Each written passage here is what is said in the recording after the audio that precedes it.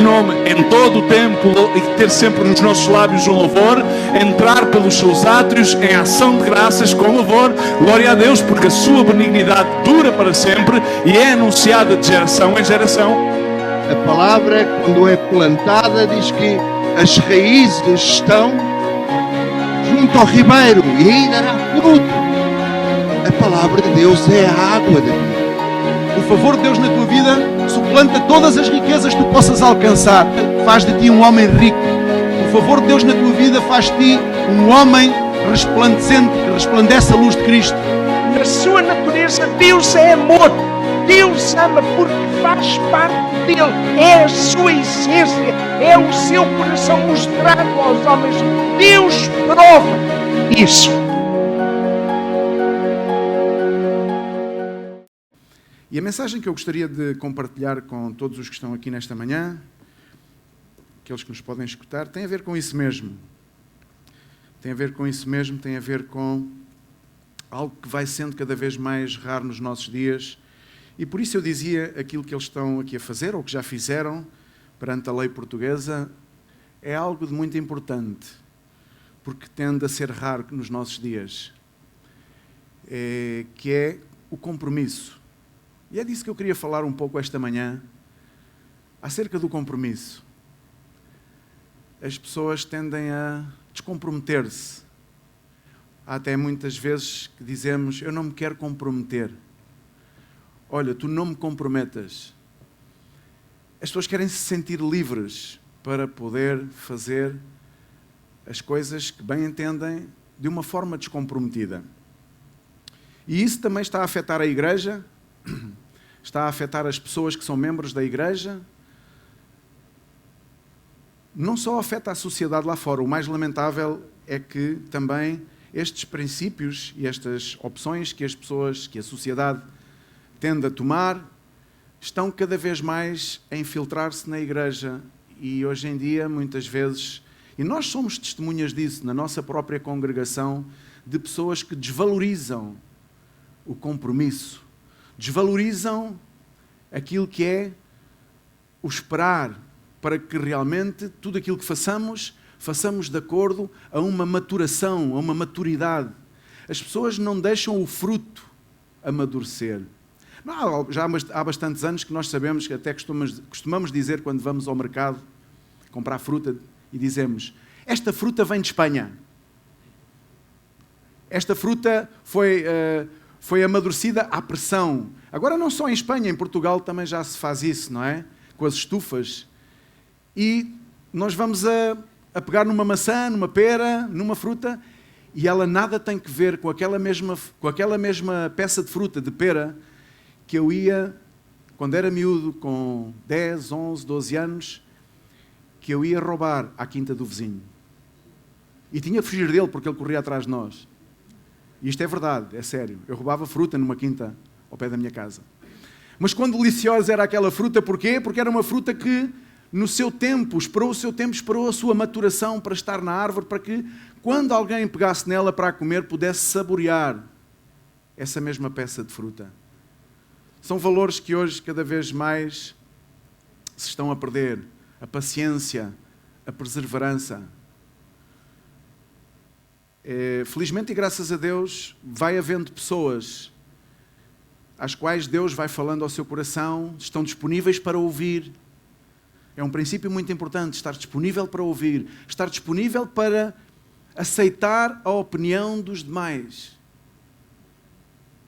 E eu penso que este é um caso. Há mais. E Deus os guarde nesta perseverança, nesta paciência, nesta espera, sem pressas, sem acelerações rápidas.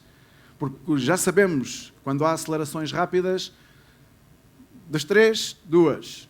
Ou temos um acidente, ou a polícia manda-nos parar por excesso de velocidade. É ou não é? Ou então chegamos ao destino, todos acelerados, vim a 220. E é um choque depois, quando temos que sair do carro e temos que andar a 3, ou 4, ou 5 a hora. Enfim, isto é uma pequena introdução para aquilo que é a mensagem que tem a ver com o compromisso, ou a falta do compromisso, não é? Pode haver compromisso ou ausência de compromisso. E eu penso que estamos aqui nesta manhã para celebrar um compromisso. Ok, chamemos-lhe um casamento, um enlace matrimonial. Podemos lhe chamar muitas coisas bonitas, mas a mais importante e aquela que tem que morar todos os dias da vida destes jovens é a palavra compromisso. Compromisso. Um compromisso sério, um compromisso selado, selado diante de Deus e diante de todas estas testemunhas. E não pode ser tomado em vão. No momento da dificuldade, não pode ser tomado em vão. Porque dificuldades vão vir. Ai, se não vão vir. Tormentas vão passar pelas nossas vidas. E é aí que se demonstra qual é a seriedade que nós damos à palavra e ao conceito compromisso. Porque hoje em dia, como eu estava a dizer, cada vez mais as pessoas não têm compromisso. Aquilo que hoje é sim, amanhã é nim e depois da manhã já é não.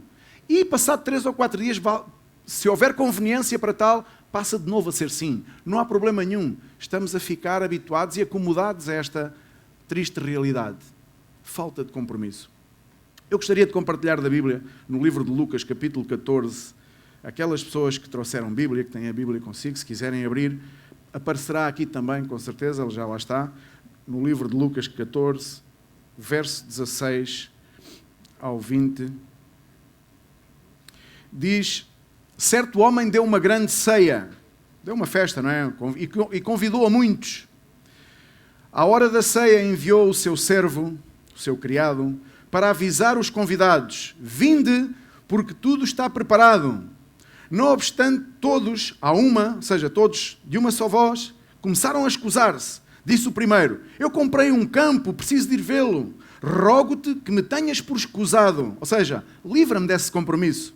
Outro disse: comprei 5 juntas de bois e vou experimentá-las. Rogo-te que me tenhas por escusado. E outro disse: casei-me e por isso não posso ir. Cuidado.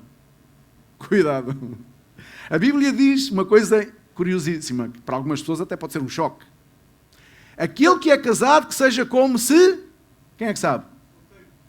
Como se não fosse. Como solteiro. E este é um princípio que tem que estar bem presente nas nossas vidas. Diante de Deus, não podemos ter ausência de compromisso, nem porque comprámos uma junta de bois, nem porque comprámos um terreno, nem porque nos casámos, nem por isto, nem por mais aquilo, nem por mais o outro. Porque tal qual como eles aqui testemunharam, se eles estão, pelo menos foram as palavras da boca deles, não fui eu que disse a eles para dizerem nada disso. Eu estou aqui graças a Deus, ouvi eu dizer, foi ou não foi? Graças a Deus. Então, portanto, este compromisso aqui nesta manhã tem muito mais importância quando nós o elevamos a um patamar superior. Já não é só um compromisso entre homem e mulher, já não é só um compromisso entre uma congregação, um homem e uma mulher, senão que é um compromisso entre um homem e uma mulher e Deus. E aqui está o pináculo, aqui está aquilo que é sublime, aquilo que é mais importante. É quando nós, no nosso coração, sabemos que temos um compromisso com Deus. E a palavra de Deus diz que de Deus não se pode escarnecer, no sentido de dizer: se hoje faço um compromisso, amanhã desfaço o compromisso. A vida é minha. Claro que a vida é nossa. Mas quem nos deu a vida também nos pode tirá-la. Quem nos dá, diz que Deus dá e Deus tira. O que quer que seja. Então, isto para dizer o quê? Não quer dizer que cada pessoa que falha um compromisso, Deus vem e tira a vida. Não, não é isso que eu quero dizer. O que eu quero dizer é que o nosso compromisso para Deus está acima de todas as coisas. Tem que estar acima de todas as coisas. E esta passagem bíblica, de todos os exemplos que dá, curiosamente, fala, e um disse: eu casei-me, por isso não posso ir. Então ele diz que depois voltou o servo e contou ao Senhor aquilo que se tinha acontecido, e houve tristeza, houve realmente um desapontar, não é? Ficou desapontado com certeza, quando realmente se nota que as pessoas não estão disponíveis para assumir um compromisso sério. A Bíblia ensina que as nossas palavras sejam sim, sim, não, não. Mas hoje em dia cada vez é o nim, o são, talvez, vou ver se posso. Então, mas ontem não disseste que ias e que podias e que fazias. Sim, mas hoje aconteceram outras coisas. Mentira. É falso. A ausência de compromisso. Quando uma pessoa está comprometida, essa pessoa tem que pensar que realmente a falta e a ausência de honrar esse compromisso pode não somente estorvar na sua vida, como estorvar na vida da outra pessoa com quem se comprometeu. E por isso, um casal, quando se casa, o compromisso tem que ser recíproco, tem que ser mútuo. Ele tem que ter uma volta, uma ida e uma volta. Tem que ser recíproco. E por isso, isto é palavra para todos nós. Eu sou casado. Há aqui muitas pessoas que são casadas. E não estamos só a falar de compromissos matrimoniais, podemos falar de todo o tipo de compromissos. Das nossas promessas uns para os outros. Das nossas promessas para Deus, que nada tem a ver, provavelmente, até com o casamento. Quantas pessoas eu tenho visto na igreja que hoje dizem que a sua vida está entregue a Cristo e vou-te servir todos os anos da minha vida. Todos os dias que tu me permitires viver nesta terra, eu vou-te servir. E passado algum tempo, são pessoas que desvalorizam esse compromisso. Menos mal que a misericórdia de Deus ela é renovada e o amor de Deus é incondicional sobre as nossas vidas e Ele volta a dar-nos uma oportunidade. Se perguntasse aqui a quantas pessoas têm tido oportunidades na vida, provavelmente muitos levantariam a mão.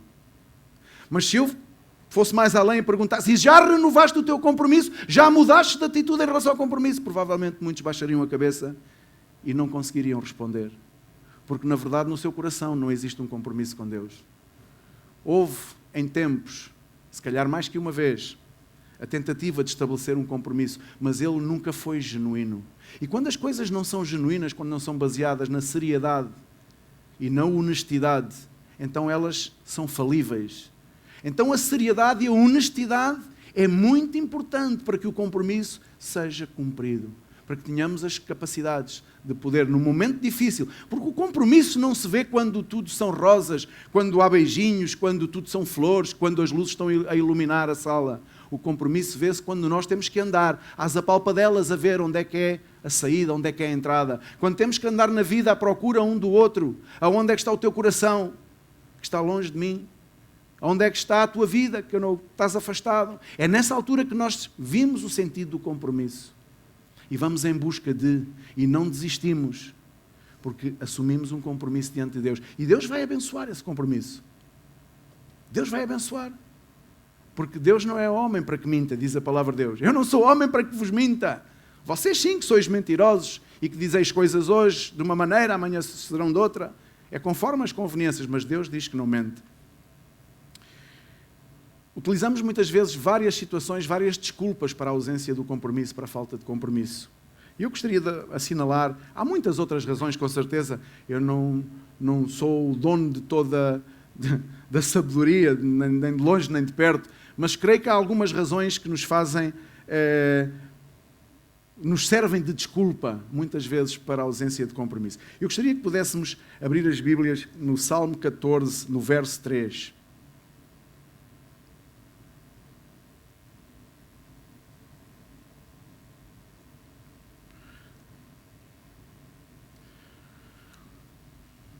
Diz a palavra de Deus que todos, não faz exceção, porque há pessoas que não vêm à igreja, que não costumam ir à igreja, que não costumam ouvir a palavra de Deus, que não conhecem a Cristo, não têm conhecimento da palavra de Deus, da Bíblia, enfim, e acham que estão excluídas. É que não estão. Diz que todos se extraviaram e juntamente se corromperam. Não há quem faça o bem, não há quem busque a Deus. Há pessoas que não necessitam, dizem, eu não necessito de salvação. Já ouvi várias pessoas responderem-me assim, mas eu não necessito de Jesus Cristo na minha vida. Eu não necessito de salvação. Isso nada mais é, nada menos é que uma desculpa esfarrapada. Muitas pessoas que respondem assim, ou que me dizem isto, eu vejo nitidamente na sua cara, nos seus olhos, quase que dá para ver a alma, que são pessoas frustradas na vida, são pessoas com ausência de alegria. Eu tenho conhecido muitas pessoas assim, mas elas ainda assim têm a capacidade de dizer, eu não necessito de salvação. É uma desculpa. Porque a palavra de Deus diz que todos carecem de salvação. Todos necessitam porque todos se extraviaram. Todos se extraviaram. Todos se corromperam. E sabem porquê? Porque a Bíblia, Deus, não uma igreja, não uma religião que o diz, é a Bíblia, é o próprio Senhor que diz.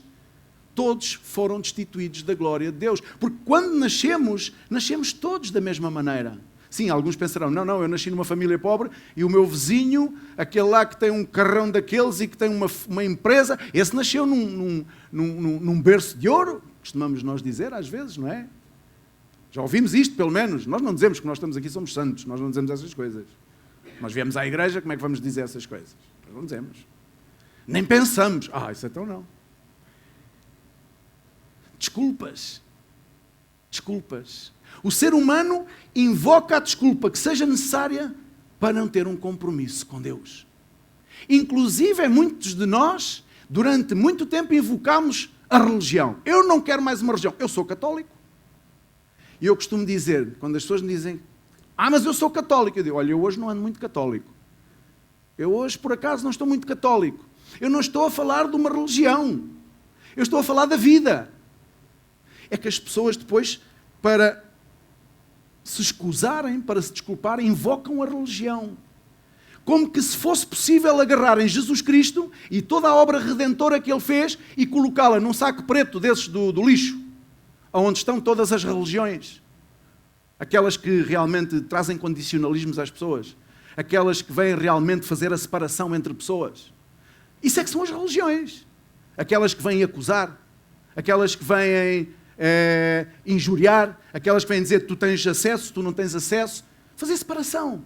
Então há um saco preto que já está na mente das pessoas, do mais comum dos cidadãos, e que diz a palavra religião. E quando alguém bate à porta e diz deve ser outra religião, não abras, não atendas, não abras, é uma religião. É aquela coisa que está lá dentro do saco preto, do lixo. Então depois, quando alguém lhes fala em Jesus Cristo, querem agarrar também nesse Jesus Cristo, esse Redentor, esse Filho de Deus, que veio trazer a salvação ao mundo, e querem agarrar nele e pô-lo lá dentro, só que ele não pode lá estar.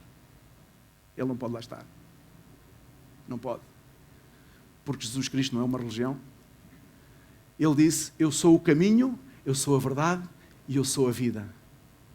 Não há uma única palavra na Bíblia que venha dizer que Jesus Cristo veio fundar o cristianismo, que tenha vindo fundar uma religião.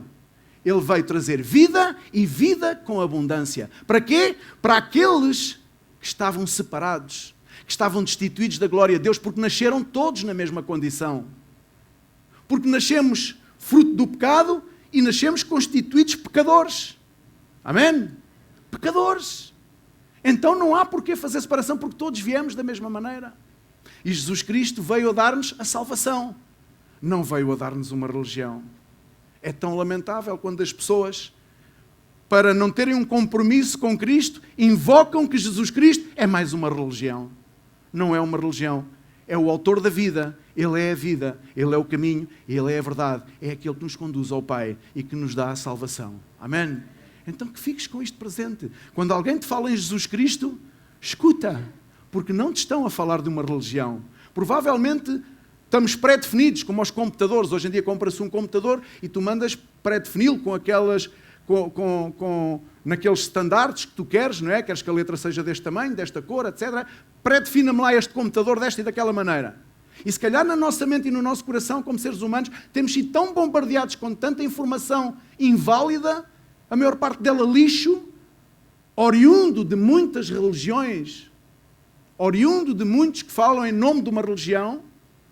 Provavelmente estamos tão massacrados com a religiosidade que não somos capazes de sair dessa pré-definição e tendemos a rotular tudo da mesma maneira.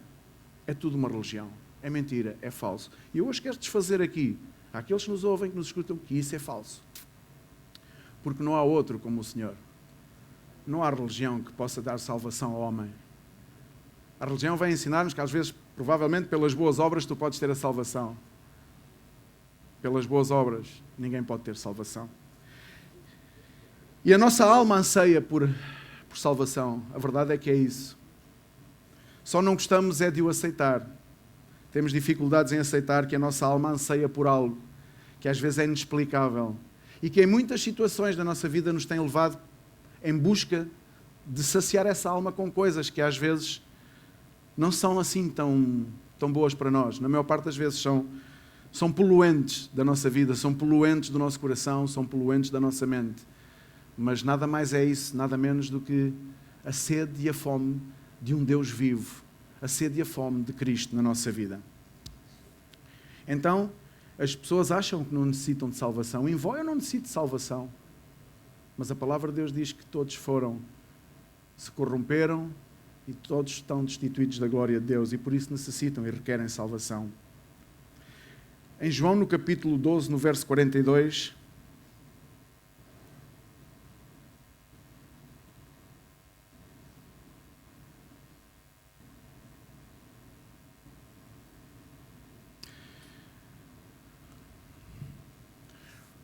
sabes outro motivo que as pessoas invocam para ter ausência de compromisso? Sabes qual é outro motivo? Vou-te dizer, no meu ponto de vista.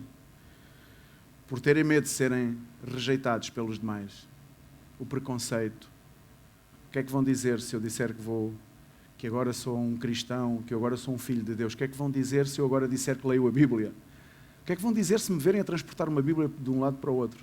Vão-me chamar fanático? Vão-me chamar maluco? Vão-me rejeitar. O medo da rejeição é terrível.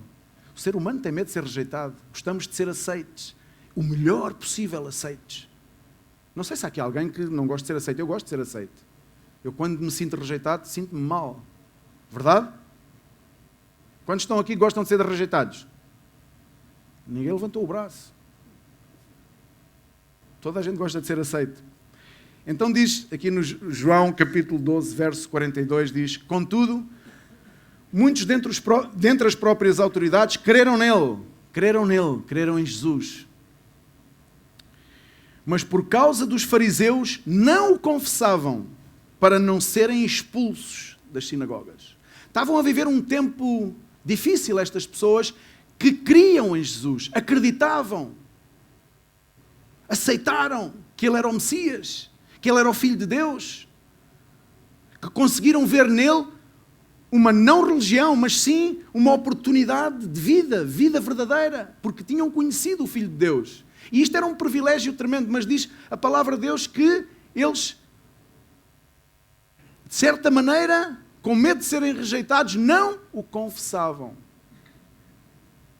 Se com o teu coração creres e com a boca confessares, serás salvo.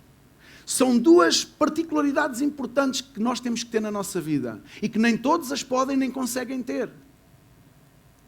É confessar com a sua boca e crer com o seu coração que Jesus Cristo é o Senhor. São dois pontos importantes, essenciais, para que possamos ter a nossa alma salva. Se com o nosso coração crermos e com a nossa boca confessarmos o seu nome, então diz a palavra de Deus que seremos salvos. Mas estas pessoas estavam talvez da mesma maneira que às vezes na nossa vida nós nos encontramos, com a incapacidade de confessar o seu nome, com medo de serem rejeitados. Não podemos confessar, não podemos dizer que vamos à igreja, não podemos dizer que agora acreditamos em Deus, em Jesus. Vão dizer que somos fanáticos, vamos dizer que somos religiosos, vão dizer que agora estamos malucos. O que é que vão dizer? O que é que a família vai dizer? O que é que a família vai dizer? O que é que a família vai dizer? É uma preocupação? Não. O que é que Deus vai dizer de mim? Essa é a nossa preocupação. Amém? O que é que Deus vai dizer de mim? Mas a nossa preocupação, humanamente falando, qual é a primeira preocupação? O que é que vão pensar? Não é? O que é que vão pensar? Se eu subir aqui acima do púlpito e começar a confessar o nome de Jesus? Não é? O que é que vão pensar? Olha, algumas aqui na nossa, não tenham medo que aqui na nossa congregação isso não acontece. Mas eu conheço algumas congregações que dizem, olha, aqueles já lhes lavaram o cérebro. É, Pedro, Ana, dizem, já lhes lavaram o cérebro. Não é aqui. Aqui ninguém diz isso, que eu sei. Pelo menos que eu ouça, ninguém diz. O Pedro diz? E antes dizias, Pedro, sai já dessa cadeira. Não.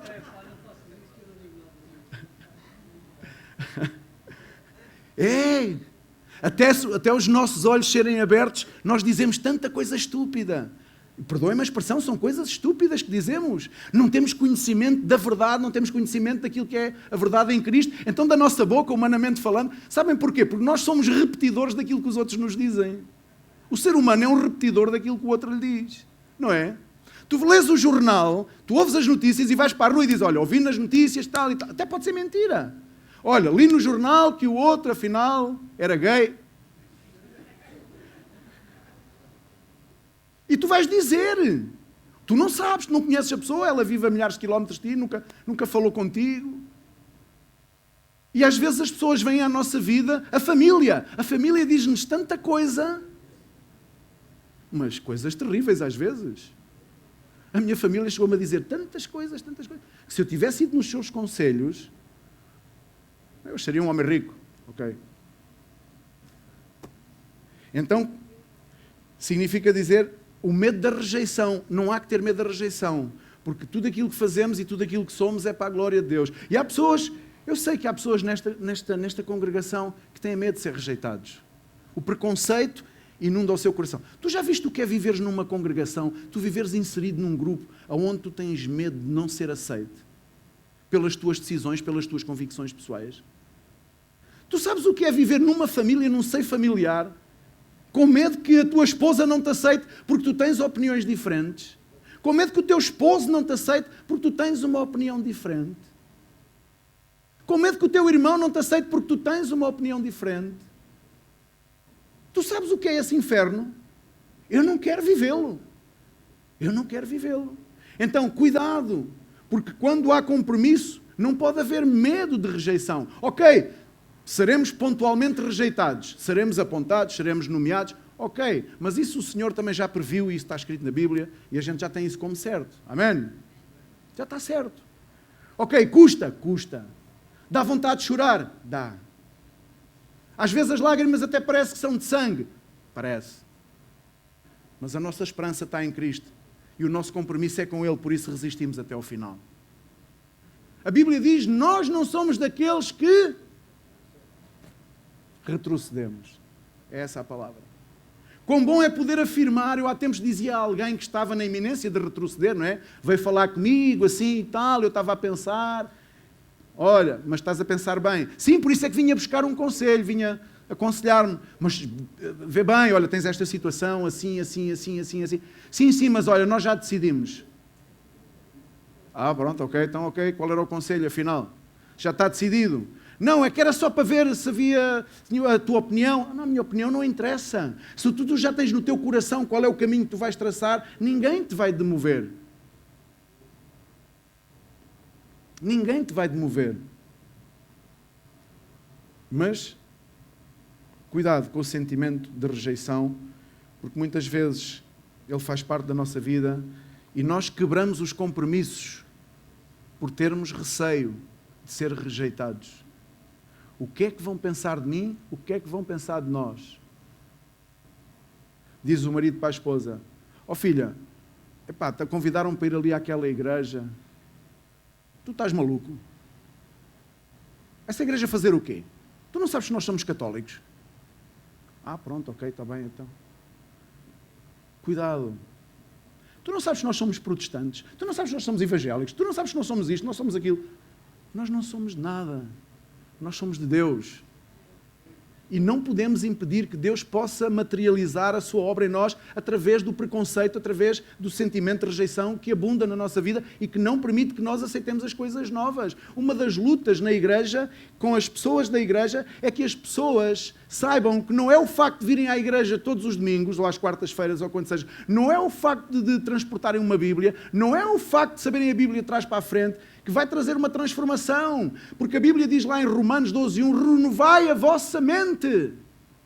É a renovação da mente. É nós estarmos disponíveis para as coisas novas que Deus quer trazer à nossa vida. Rogo-vos, pois, irmãos, dizia o apóstolo Paulo aos romanos, rogo-vos, pois, irmãos, encarecidamente, que renoveis o vosso entendimento.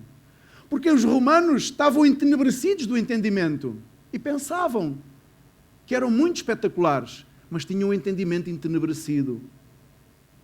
Não conheciam nada mais para além daquilo que era a sua vivência. Enfim, é importante estar com uma mente receptiva e com um coração disponível para que o Senhor faça a obra. Ponto 3. Uma das coisas que tem impedido, podemos abrir em Mateus 19, quase a terminar. Mateus 19, peço desculpa, principalmente às pessoas que nos visitam, mas eu tenho que compartilhar isto com vocês, está no meu coração fazê-lo. Mateus 19, 16, e diz que se aproximou alguém de Jesus Cristo, não é? Algumas pessoas fazem assim algumas abordagens a algumas igrejas, não sei se antes de pertencermos a esta congregação, ou até estas pessoas que nos visitam antes de estarem aqui nesta manhã, já fizeram alguma abordagem a alguma igreja. Diz que houve aqui uma pessoa que está relatada aqui nesta passagem bíblica, fez uma abordagem a Cristo. Aproximou-se. E há pessoas na vida, na sociedade, eu tenho que me aproximar a uma igreja, eu tenho problemas na vida, eu estou curioso em saber isto de Cristo, então eu vou-me aproximar a uma igreja. Não sei se aqui alguma das pessoas fez isso. Diz que alguém aproximando-se perguntou-lhe: Mestre, que farei eu de bom para alcançar a vida eterna? Era uma inquietação que aquele homem tinha, aquele jovem. E respondeu-lhe Jesus: Por que me perguntas acerca do que é bom? Bom só existe um. Se queres, porém, entrar na vida, guarda os mandamentos. Eu não gosto muito desta tradução, mas ok, vou compartilhar esta tradução. E ele lhe perguntou: Quais? É mais ou menos a mesma, exatamente, é a mesma que a minha. Quais? Respondeu Jesus: Não matarás, não adulterarás, não furtarás, não darás falso testemunho. Honra o teu pai e a tua mãe e amarás ao teu próximo como a ti mesmo. E respondeu-lhe o jovem, replicou-lhe: Tudo isso eu tenho observado. O que é que me falta ainda? Se eu sou um religioso que cumpre com a lei, se eu sou uma boa pessoa, sou um bom caráter, eu vou à igreja ao domingo, eu escuto o sermão, eu dou a oferta, eu dou o dízimo. O que é que será que falta acontecer? E disse-lhe Jesus: Se queres ser perfeito, como se alguma vez ele pudesse ser perfeito, não é? Vai, vende os teus bens e dá aos pobres e terás um tesouro no céu. Depois vem e segue-me. Tudo, porém, o jovem ouvindo esta palavra, tendo, porém, o jovem ouvido esta palavra, retirou-se triste por ser dono de muitas propriedades. Olha aqui o problema. Então disse Jesus aos seus discípulos: Em verdade vos digo que um rico dificilmente entrará no reino dos céus, e ainda vos digo que é mais fácil passar um camelo pelo fundo de uma agulha do que entrar um rico no reino de Deus. Ouvindo isto, os discípulos ficaram grandemente maravilhados e disseram: Sendo assim, quem pode ser salvo? E Jesus, fitando neles o olhar, disse-lhes: Isto é impossível aos homens, mas para Deus tudo é possível. Amém? O que é que eu tenho que fazer? Eu estou curioso. Pastor, ou quem seja, ou diácono, eu estou curioso o que é que eu tenho que fazer. Porque realmente a minha vida está um desastre, eu preciso de ser salvo, eu preciso de mudança na minha vida, o que é que eu tenho que fazer? Olha, tu tens que ser assim, mas isso eu já sou. Eu já sou. Só que este homem não sabia, é que apesar de ele fazer todas as coisas aparentemente bem feitas, e de cumprir com a lei dos profetas, Moisés e dos profetas, Jesus estava-lhe a trazer algo de novo, lá está, renovar o entendimento. Jesus estava-lhe a trazer uma mensagem nova. Ele não estava habituado a esta mensagem. Olha, ok, então se já tens feito tudo isso, eu vejo que te falta uma coisa. Tudo aquilo que tu tens, vende e dá aos pobres. Então, aí sim serás um homem perfeito. E o que é que você foi dizer? Isso é impossível. Isso é impossível. Isso é impossível. Sim, mas a palavra termina em dizendo: tudo aquilo que é impossível aos homens, para Deus é possível. O que Jesus lhe estava a querer dizer, entre outras coisas, porque há várias mensagens subliminares neste trecho bíblico, mas o que lhe estava a querer dizer é que ele tinha um compromisso com aquilo que eram os bens materiais e que não lhe permitia entregar a sua vida a Cristo, não lhe permitia ter uma vida com Deus, porque os bens materiais, tudo aquilo que era material, fosse muito ou fosse pouco, podia ser muito rico ou pouco rico, não importa. Às vezes as pessoas são pobres e agarram-se a coisas pequenas e agarram-se àquilo e daquilo é seu e não dão a ninguém. E é uma ninharia, não serve para nada. Mas tem um coração raquítico, digamos assim, não é? Porque agarram-se às coisas e não largam para nada. E o que Jesus lhe estava a querer dizer: olha, tu tens uma vida boa, tu tens propriedades, tu tens... Descompromete-te com isso e compromete-te comigo. Porque ele disse, vem e segue-me. E aquele jovem disse, eu não sou capaz disso. Foi como se dissesse, alguma vez eu vou ser capaz de deixar a minha vida cómoda, estável, de abundância, materialmente falando. Uma vida socialmente projetada, com um bom emprego, com um bom salário. Alguma vez eu sou capaz de prescindir de tudo isso para fazer a vontade de Deus, para ir ao conhecimento de Cristo? Não vou ser capaz. E os discípulos de Jesus, as pessoas que mais de perto acompanhavam, ouvindo estas coisas, perguntam, mas assim quem é que pode ser salvo? Isso é um patamar, é um patamar muito alto. Era como se lhes dissesse, Senhor, tu estás a pôr as coisas muito difíceis. Quem é que se vai salvar assim? Assim vamos ser meia dúzia de pé rapados atrás de ti toda a vida. Porque mais ninguém vai querer andar contigo. Porque tu colocas a fasquia muito alta. Baixa lá a fasquia, Senhor. Ele diz, não, a fasquia não é para baixar. As pessoas têm que se descomprometer com aquilo que é inútil e têm que se comprometer com Deus para verdadeiramente serem chamadas filhos de Deus. A igreja, as pessoas da igreja têm que se descomprometer com aquilo que toma conta do seu coração e que retira o espaço para Cristo e comprometerem-se com Cristo. Porque a palavra de Deus ensina que Ele devolverá todos os bens. Amém? Mas não é quando nós damos para receber em volta. Não, é quando espontaneamente, na nossa vida, no nosso coração, nós estamos dispostos a entregar a nossa vida. Seja com bens, seja sem bens, seja com muitas riquezas, com poucas riquezas, entregar tudo. Senhor, aqui está tudo. Eu quero servir-te. Eu quero dar-me integralmente. Quero fazer a tua vontade. Então eu dou-te o meu coração. Porque essa é a primeira coisa que se deve dar quando se quer um compromisso com Cristo. É o coração. Por isso o Senhor diz, filho meu, dá-me o teu coração. Porque quando damos o nosso coração, todas as demais coisas perdem significado.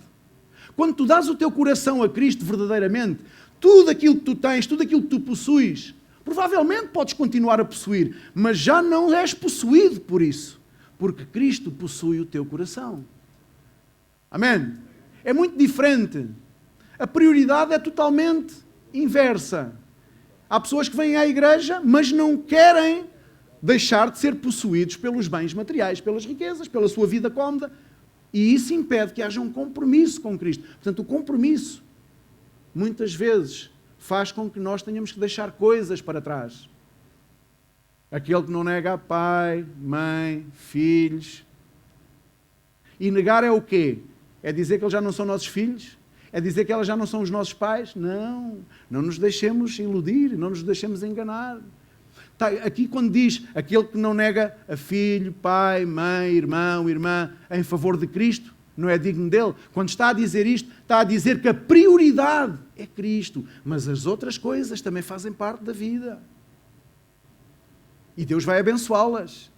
Porque muitas pessoas, neste ministério e noutros ministérios, têm visto as suas famílias abençoadas pelos passos que eles próprios dão. Se bem que não devemos andar atrás da fé dos outros. Mas muitas pessoas têm visto, através da sua atitude diante de Deus, as suas famílias beneficiadas com isso. E as pessoas nem sabem, nem se dão conta, mas Deus favorece. Deus favorece as famílias. Amém? Então, é que as riquezas e que os bens materiais nunca sejam aquilo que impede de nós termos um compromisso genuíno com o Senhor.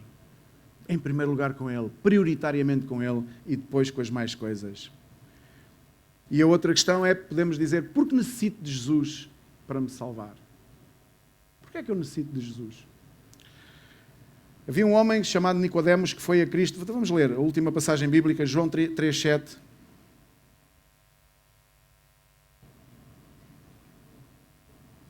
Uns acham que não necessitam de salvação e aqui acham que não necessitam de Jesus para se salvar.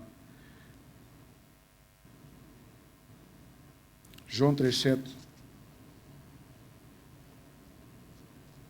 Diz a palavra de Deus: não te admires de eu te dizer, importa-vos nascer de novo. Porque diz que havia entre os fariseus um homem chamado Nicodemos, um dos principais dos judeus, é 3 do 1 ao 7. Este de noite foi ter com Jesus e lhe disse: Rabi, sabemos que és mestre vindo da parte de Deus, porque ninguém pode fazer estes sinais que tu fazes se Deus não estiver com ele. A isto respondeu Jesus: em verdade te digo, se alguém não nascer de novo, não poderá ver o reino de Deus. E perguntou-lhe Nicodemos: como pode um homem nascer de novo, sendo velho? Pode porventura voltar ao ventre materno e nascer a segunda vez? Respondeu-lhe Jesus: em verdade te digo, quem não nascer da água e do Espírito não pode entrar no reino de Deus. O que é nascido da carne é carne, e o que é nascido do Espírito, Espírito. O vento sopra, e depois no verso 7 termina dizendo: não te admires de eu te dizer, importa-vos nascer de novo. Amém? Este homem já com alguma idade, mas também muito conceituado naquele então, veio pela noite, diz a palavra de Deus, diz que ele veio pela calada da noite e veio ter com Jesus, talvez com algum preconceito também de ser visto com o mestre, com o Rabi, com Jesus Cristo. E era como que dizendo a algumas pessoas, e eu falo isso pessoalmente vivi isso na primeira pessoa, na minha pele, o preconceito de poder transportar uma Bíblia. Sabe, no princípio deste ministério, quando me foi apresentado Deus e depois íamos aos cultos, eu escondia a minha Bíblia. Eu ia ao culto com a Bíblia escondida, nas ruas, para que não se me visse, ainda para mais em Viseu, eu era de Viseu, e eu ia à igreja, ia com todos, mas eu escondia a minha Bíblia. Coisa triste, não é? Estava refém do meu próprio preconceito. Ainda não estava totalmente nem parcialmente, não estava convertido ao Senhor, eu não conhecia Deus.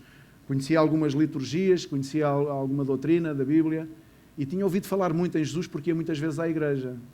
Mas na verdade o meu coração estava ainda entenebrecido e era uma pessoa aprisionada. E há muitas pessoas que dizem: para que é que preciso de Jesus? E Jesus respondeu a Nicodemos: tu precisas de Jesus porque se não nasceres de novo, e somente em Cristo podemos nascer de novo, porque a palavra de Deus diz: aquele que está em Cristo, nova criatura é. Aquele que está em Cristo, nova criatura é. Não diz aquele que vai à igreja, não diz aquele que lê a Bíblia, não diz aquele que conhece todas as religiões, não diz aquele que conhece todas as ciências religiosas, não diz nada disso. Diz aquele que está em Cristo, nova criatura é. As coisas velhas já passaram, eis que tudo se faz de novo. Eis que tudo se faz de novo. E eu espero que nesta manhã que estamos aqui, possamos também, juntamente com este casal, não é? De noivos, possamos também assistir a esse novo nascimento, a essa oportunidade nova de vida. E por isso eu queria, nesta manhã, lançar um desafio. Um desafio.